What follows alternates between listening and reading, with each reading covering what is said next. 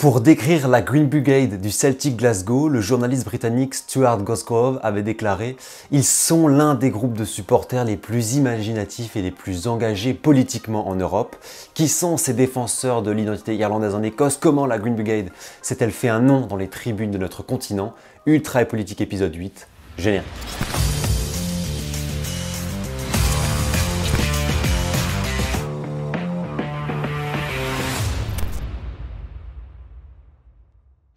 Bonjour les amis, j'espère que vous allez bien. Bienvenue sur l'Arena pour un nouvel épisode de l'une de vos séries préférées, Ultra et politique. Et comme vous l'avez compris, on sera en Écosse chez la Green Brigade, la brigade verte du Celtic Glasgow.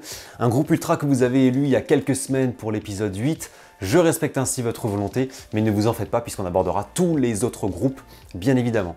Avant qu'on commence, ce très gros sujet qui résonne beaucoup avec l'actualité, vous allez voir, deux petites choses à vous dire. D'abord, si vous aimez le contenu de la chaîne, n'hésitez pas à liker la vidéo et à commenter pour le référencement, ça met en avant la vidéo et c'est gratuit. Et puis si ce n'est pas fait, abonnez-vous si vous le souhaitez, c'est vraiment la meilleure des récompenses. Merci du fond du cœur à celles et ceux qui le feront. Et l'autre point, comme toujours avec cette série, et si vous me découvrez avec cette vidéo, le petit disclaimer d'Ultra et politique. L'objectif de cette vidéo et de cette série, c'est de vous présenter factuellement des messages politiques en tribune et des groupes de supporters ou ultra politisés. L'objectif, c'est pas de vous faire une morale politique, de vous dire quoi penser, la chaîne est apolitique. Moi, je vous présente juste les positions revendiquées par les groupes en se basant sur les faits et surtout sur les revendications du groupe. Et c'est encore plus facile quand les revendications, elles sont officielles. C'est le cas, par exemple, avec la Green Brigade.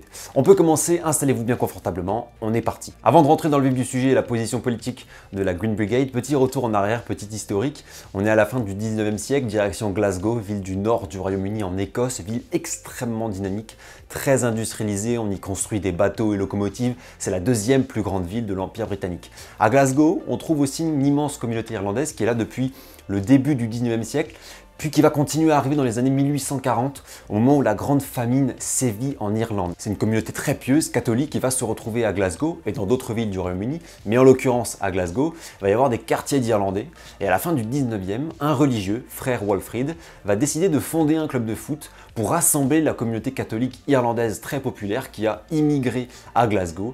Est né ainsi le Celtic Glasgow. Celtic fait bien évidemment en référence à ce passé irlandais. Vous avez depuis les années 1950 le trèfle, symbole du club, sur le blason. Mais avant, il y avait la croix celtique et la harpe celtique. Et puis, bien sûr, la couleur verte, symbole de l'île d'Émeraude, qui va progressivement s'installer sur les tenues du club.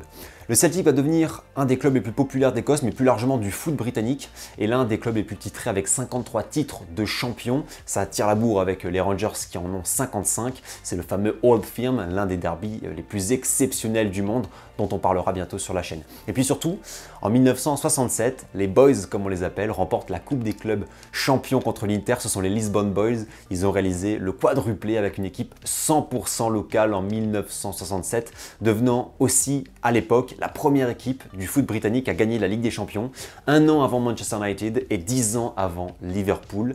Génération après génération, au sein des fans du Celtic, ces succès sont aussi vus comme ceux de la diaspora irlandaise.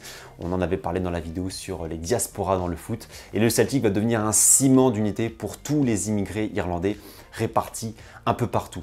En Irlande, le Celtic va bien évidemment devenir l'un des clubs les plus populaires, y compris devant des clubs basés sur le sol irlandais.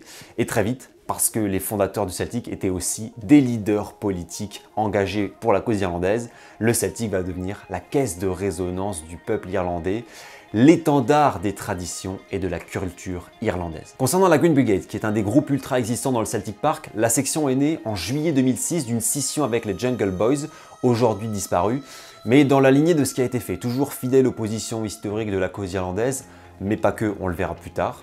La Green Brigade se veut encore plus radicale, encore plus à gauche que ses prédécesseurs, avec une position antifa qui va beaucoup s'affirmer, encore plus revendicative et encore plus rebelle. Ils se disent rebelles eux-mêmes, d'ailleurs, comme l'étaient les héros de la cause irlandaise. D'ailleurs, leur devise, c'est « Until the last rebel », jusqu'au dernier rebelle. C'est un groupe qui va être formé par des jeunes, qui vont embrigader de nombreux fans du Celtic au fur et à mesure, dans l'optique aussi de redynamiser l'ambiance du Celtic Park, qu'ils jugeaient tomber un peu dans la monotonie. Ils vont amener en fait la culture ultra, la culture du tifo ou du fumier dans l'enceinte du Celtic Park, ce qui n'était pas forcément le cas auparavant, et ce qui n'est pas forcément aimé de tous non plus, c'est ce que me confiait la page Celtic francophone sur X que je salue.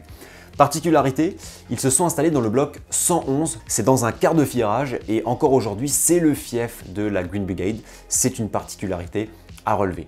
A noter qu'en 2016, la Green Brigade est à l'origine de la création de la North Curve Celtic qui doit permettre d'unir, je cite, un front de supporters unis dans les tribunes debout. Il est l'heure d'entrer dans le vif du sujet, les positions politiques de la Green Brigade. Il faut savoir que le Celtic est un club politisé depuis longtemps, c'est un club qui a, par son aspect historique et social, toujours véhiculé certaines convictions politiques, peu importe d'ailleurs le groupe ultra. Une supportrice des Celtic Trust déclarait notamment dans un article paru chez Vice, je cite, « Le Celtic s'est toujours engagé pour la défense des faibles face à leurs oppresseurs, il a été créé dans ce but et c'est notre grande fierté. » Sa fondation, c'était aussi un moyen de récolter de l'argent pour les pauvres, un moyen de rassembler et bien sûr de faire exister la cause irlandaise au moment aussi où les Irlandais sont en conflit avec la couronne britannique, considèrent subir des discriminations et l'oppression. Je vous rappelle qu'au XXe siècle, il y aura plusieurs conflits meurtriers entre loyalistes britanniques et irlandais avant d'aboutir à l'indépendance de l'Irlande et même après l'indépendance puisque l'île d'Irlande est aujourd'hui toujours divisée, l'Irlande du Nord étant au sein du Royaume-Uni. Et donc cette fameuse cause irlandaise, on va la retrouver bien évidemment en tribune dans le bloc 111 de la Green Brigade. La chose la plus basique qu'on voit tout le temps, c'est le drapeau irlandais. Vous le voyez, mais vraiment tout le temps. Et je rappelle qu'on est en Écosse et c'est vraiment une constante. On va retrouver d'autres symboles en rapport à l'Irlande, au républicanisme irlandais et au nationalisme irlandais, notamment l'ancien drapeau irlandais, celui historique, celui de la harpe et du fond vert qu'on voit au centre de l'image ici. On a aussi le drapeau de l'Ulster irlandais, c'est le symbole de la province de l'Irlande du Nord. C'est le drapeau que vous voyez sur l'image en jaune et rouge dans la tribune. Donc là, on est vraiment sur la question de l'unité irlandaise, l'unité de l'île. On trouve parfois le drapeau du Sunburst que vous voyez ici et qui est là encore un drapeau utilisé par les nationalistes irlandais, sans parler aussi des bâches Irish Republic ou drapeaux en faveur de la République d'Irlande. C'est donc tout un usage symbolique en tribune qui renvoie à cette cause irlandaise. Ça se matérialise aussi par des chants de rebelles irlandais, le choix parfois d'entonner l'hymne irlandais, et puis bien sûr ça se matérialise par des très nombreux tifos. Rien que ce tifo-là, on ne sera jamais battu aux couleurs du pays, renvoie à l'esprit de combattant irlandais, ce qu'on appelle un peu le fighting spirit irlandais. Mais il y a également des vraies références à l'histoire du peuple irlandais et à la cause irlandaise. La grande famine d'abord. On le sait, de très nombreux Irlandais sont morts et ont dû fuir leur terre à la suite de cet épisode marqué par la destruction des cultures de pommes de terre à cause d'un parasite. Ce tifo commémore la grande famine irlandaise et titre, je cite, « 1 million de morts, 3 millions de dispersés, les descendants se souviennent ». La banderole est accompagnée des paroles de frère Walfrid dont je vous parlais au début. Un club de foot sera formé pour l'entretien des tables à dîner pour les enfants et les chômeurs. C'est totalement l'esprit social que revendique l'histoire du Celtic et des supporters du club. Sur cet autre tifo réalisé en 2016, on commémore l'insurrection de Pâques 1916, les Pâques sanglantes. C'est le centenaire de cette insurrection où les milices irlandaises et les mouvements républicains nationalistes se sont soulevés contre la couronne britannique pour proclamer la République d'Irlande, puisqu'à l'époque l'Irlande n'est pas encore un pays indépendant. L'insurrection est matée par l'armée britannique et le tifo représente les visages des leaders de l'insurrection, tués ou emprisonnés, considérés par la Green Brigade comme les martyrs de la cause irlandaise. On peut aussi citer le Petrol Bomber dont on avait parlé il n'y a pas si longtemps sur la chaîne dans les tifos politiques, mais là encore c'est une référence à la cause irlandaise avec la représentation d'un jeune émeutier de 13 ans, masque à gaz et cocktail Molotov à la main en 1969 lors d'affrontements à Derry en Irlande du Nord contre la police royale. On peut enfin évoquer les références au Bloody Sunday de 1972, une nouvelle fois à Derry, quand 28 manifestants nord-irlandais pour les droits civiques ont péri à la suite des tirs de l'armée britannique. Sur cette banderole noire de la Green Brigade pour le 50e anniversaire du dimanche sanglant, il est écrit « 30 janvier 1972, le jour où l'innocence mourut ». L'un des plus marquants reste enfin ce tifo aux couleurs du drapeau irlandais face aux Rangers dans le derby, avec l'inscription « Ils ont déployé le drapeau de la guerre », un hommage à ceux qui ont lutté pour la cause irlandaise et pour l'indépendance. La symbolique étant très forte face aux Rangers dont les supporters sont la communauté protestante de Glasgow, loyaliste et fidèle à la couronne britannique. Face à ces commémorations historiques qui prennent beaucoup de place en tribune, la Green Brigade se part ainsi de cette identité rebelle, de ce qu'on appelle les Fenians. Ils se définissent comme ça.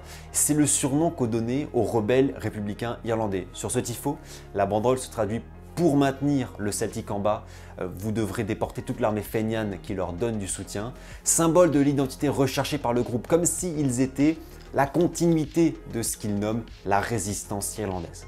On peut aussi noter des petites références à l'Irlande grâce à la culture populaire. Par exemple ici ce magnifique tifo représentant le Leprechaun, la petite créature irlandaise avant un match de Ligue des Champions.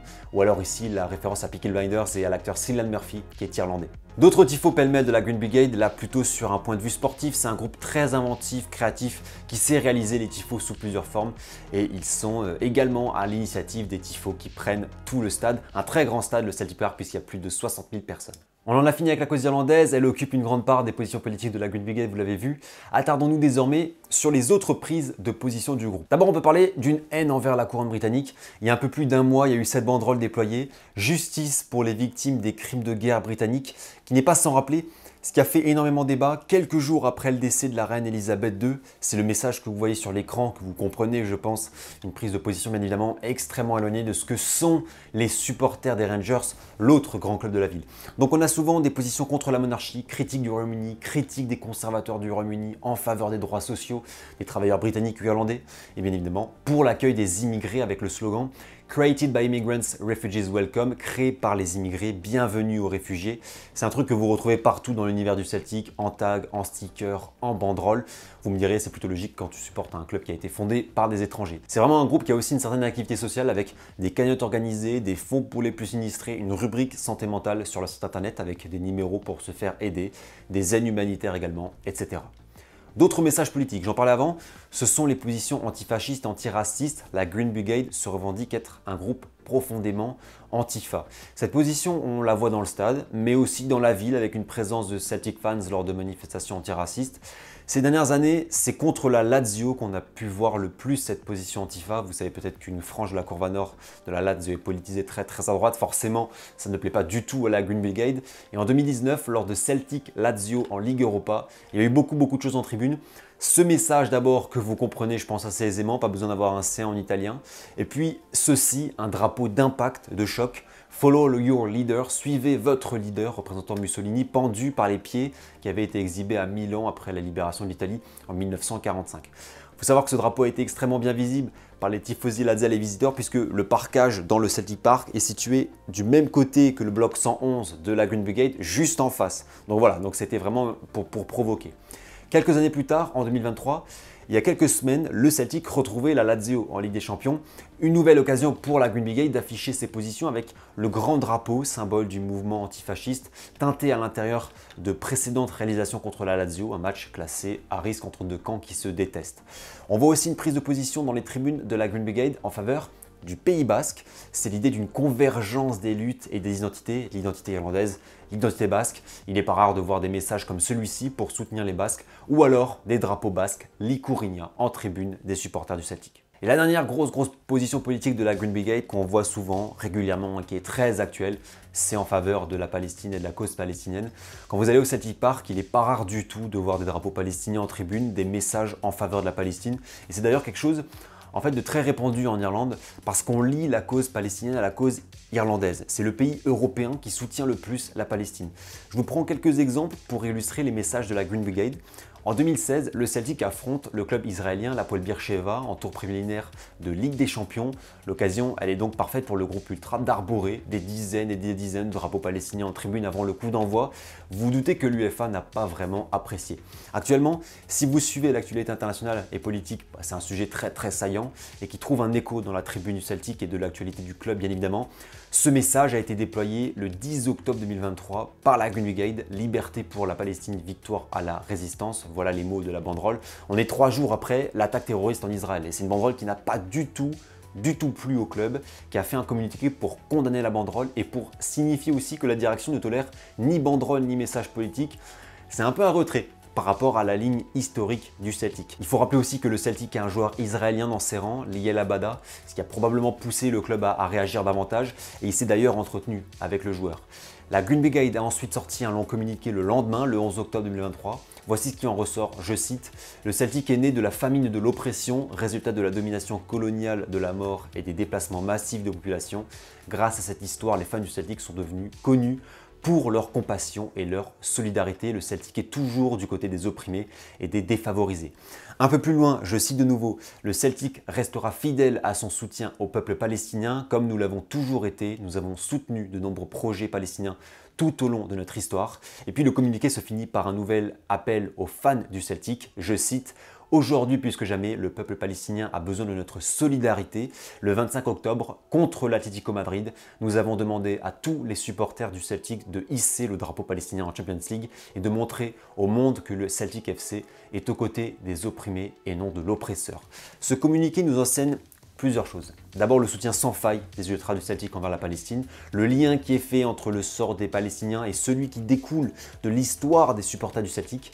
C'est ce que je disais avant, la convergence des luttes. Et puis, dans 2 jours, le 25 octobre, le Celtic reçoit l'Atlético en Champions League. L'appel est fait pour transformer le Celtic Park en un étendard palestinien. On verra si cet appel va être suivi par les autres supporters du Celtic, mais c'est typiquement un exemple qui souligne toute l'implication politique de la Green Brigade, qui envoie aussi un message au club, une petite pique en lui arguant que la ligne politique doit toujours être dans l'esprit, pas que des supporters, mais aussi du club, de l'institution Celtic. Dernière partie de la vidéo, c'est celle que j'ai intitulée « Les relations avec les autres ultras et critiques ». Les critiques adressées à la Green Brigade. Bien évidemment, en ce qui concerne les inimitiés et les haines, on peut citer tous les groupes politiques très à droite, on a vu l'exemple de la Lazio, et bien sûr les supporters des Rangers, la rivalité et l'animosité sont toujours très fortes contre l'autre club de Glasgow. Il y a beaucoup de violence en marge des derbies. A l'inverse, excellent lien et amitié avec d'autres supporters sur la même ligne politique. L'exemple de Saint-Pauli est très parlant. On en avait d'ailleurs parlé sur la chaîne lors de l'épisode sur Pauli. Petite fiche en bas à droite pour le voir. On peut enfin parler d'excellents liens avec les supporters basques de Bilbao. Fort logiquement, il y a cette proximité que j'évoquais et qui clairement se poursuit à travers les âges et générations. On voit par exemple ici le logo du Celtic sur le fond du drapeau basque.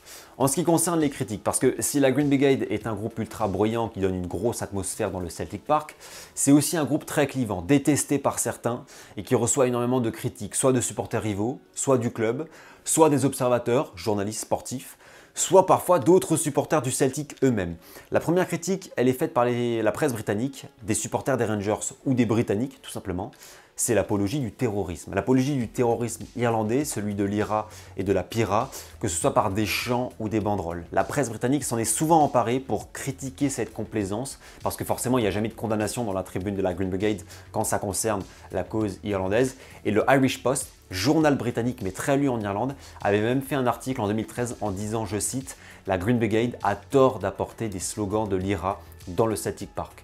Autre critique, c'est un groupe accusé de violence symbolique, verbale, physique aussi. Les médias de Scottish Sun et de Glasgow Guardian ont révélé que des membres de la Green Brigade ont infiltré ou ont tenté d'infiltrer des réseaux politiques d'ultra-gauche pro-communiste qui prévoyaient de causer des troubles à l'ordre public et des violences en marge de la COP26 à Glasgow qui se tenait en 2021. Enfin, d'autres critiques, elles viennent de partout, notamment de supporters du Celtic qui s'expriment soit sur les réseaux sociaux, soit sur des forums ou des comptes de fans et qui s'en prennent à cette ultra-politisation de la tribune ultra du Celtic. C'est-à-dire que c'est un groupe tellement politisé qu'on a parfois l'impression que le sportif est un peu mis en retrait et ces prises de position récurrentes, elles gênent certains supporters qui considèrent que le Celtic Park ne doit pas être un meeting politique ou un lieu de propagande. Ce sont des critiques que vous pouvez retrouver chez certains fans du Celtic. Et si jamais vous êtes supporter du club, n'hésitez pas à partager votre avis là-dessus. Ça m'intéresse d'avoir votre point de vue. Pour conclure, on peut dire tellement de choses sur ce groupe ultra, une vidéo ne suffira pas, mais on est clairement sur un groupe clivant qui n'en a rien à faire d'être détesté, on peut le dire, avec un fort phénomène de politisation, opposition, il faut le dire, assez radicale et affirmée, et en même temps proche de l'historique du club, de son passé, notamment d'un point de vue social. La cause et l'identité irlandaise occupent une très grande part chez les messages politiques de la Green Brigade. Voilà les amis, c'est la fin de cet Ultra et Politique 8. J'espère qu'il vous aura plu. Si c'est le cas, n'hésitez pas à liker, vous abonner, activer la cloche. Et puis j'attends aussi vos commentaires, votre avis sur ce groupe Ultra et puis sur cet épisode. Je remercie également très chaleureusement Celtic FC francophone sur X, anciennement Twitter, pour toutes les excellentes informations fournies pour cette vidéo. Je vous mettrai son lien en description. N'hésitez pas à aller soutenir sa page et à vous abonner pour suivre les aventures du Celtic. Merci pour votre confiance et fidélité les amis. Bonnes vacances si vous avez la chance d'en avoir. Bon courage pour les autres. Passez une très belle semaine, prenez soin de vous et surtout profitez des vôtres. Ciao!